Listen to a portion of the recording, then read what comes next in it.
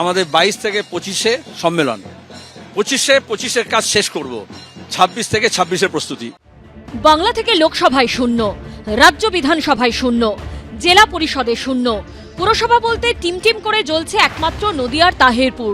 গ্রাম পঞ্চায়েত থেকে পঞ্চায়েত সমিতির অবস্থাও তথৈবচ। এই অবস্থায় 27তম রাজ্য সম্মেলন থেকে 26-এর বিধানসভার ভোটে লড়াইয়ের ডাক দিল সিপিএম। তবে সেই লড়াইয়ে নামার আগে দলের সামনেই এখন একগুচ্ছ সমস্যা। পার্টির অন্দরের খবর, সম্পাদকীয় প্রতিবেদনে বলা হয়েছে পার্টিতে সবাই নেতা হতে চাইছেন।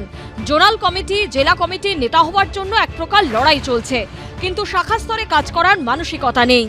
কঠিন সময়, কঠিন চ্যালেঞ্জ, আর তার মধ্যেই সিপিএমের রাজ্য সম্মেলন।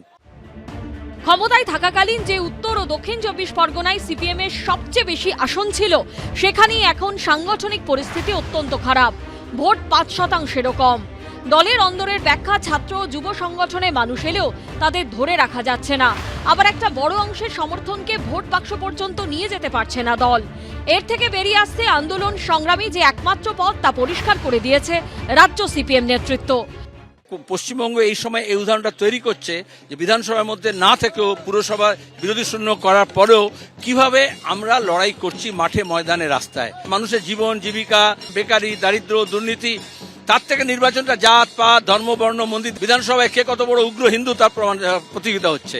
সেখান থেকে আন্দোলন সংগ্রামী একমাত্র পারে, যেটা আরজিকর কাণ্ড দেখা গিয়েছে, ওই বিভাজনের থেকে মানুষকে সরিয়ে নিয়ে এসে তার অধিকারের জন্য লড়াই করতে। আমি অনেক ছবি দেখেছি আজকে ওনাদের প্রদর্শনীতে। আর্যভট্টর তো একটা ছবি রাখতে পারতেন, যিনি শূন্য আবিষ্কার করেছিলেন। লোকসভায় শূন্য, বিধানসভায় শূন্য। রাজ্যে যখন ধর্মীয় মেরুকরণের রাজনীতি ক্রমেই প্রকট আকার নিচ্ছে, তখন কোন পথে বিজেপি তৃণমূলের মোকাবিলা করবে ধর্মনিরপেক্ষতার কথা বলে আসা সিপিএম?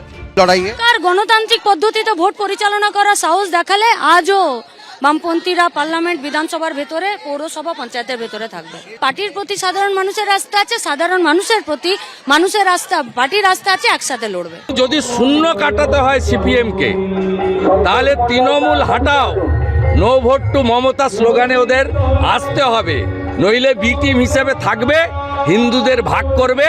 আগামী বছর বিধানসভা ভোটে শূন্যের গেরু কি কাটাতে পারবে সিপিএম?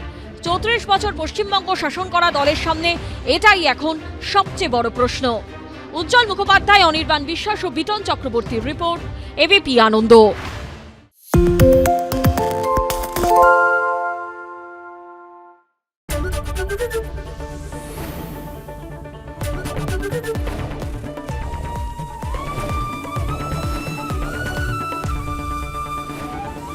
এবিপি আনন্দ, এগিয়ে থাকে, এগিয়ে রাখে।